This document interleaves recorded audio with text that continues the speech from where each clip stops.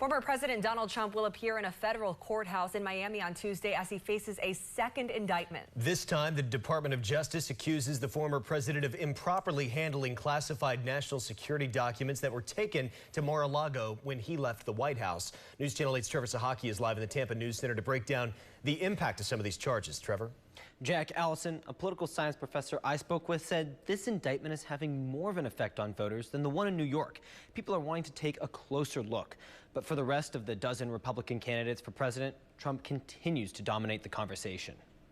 As Florida and the nation prepare for another historic court appearance of former President Donald Trump. It's totally historic that we've never seen a sitting president or a former president indicted in federal court. The former president himself lashing out on the campaign trail. You're watching Joe Biden try to jail his leading political opponent. Think of it. This is like third world country stuff. Trying to put his opponent, who's leading him by a lot, wants to put him in jail.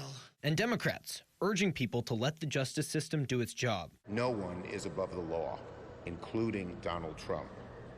This indictment must now play out through the legal process without any outside political or ideological interference. St. Petersburg College political science professor Tara Newsom said polling is showing a changing public opinion toward the 37-count federal indictment unsealed Friday against Trump. But in this indictment, 63% of independents, which are really important in Florida and really important across the country, are really saying, hey, this is serious, and we want to reserve judgment until we get to the bottom of these charges. Newsom said many eyes are also on DeSantis, who has to walk a tightrope to win the Republican nomination over the current frontrunner. Our own homegrown presidential candidate, Ron DeSantis, is, of course, continuing to walk that fine line between revealing how disappointing former President Trump's behavior is and not wanting to alienate his base.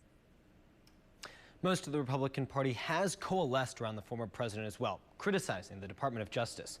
Only Chris Christie and Asa Hutchinson, both polling in single digits, cautiously critique Trump. Live in the Tampa News Center, Trevor Sahaki, 8 on your side.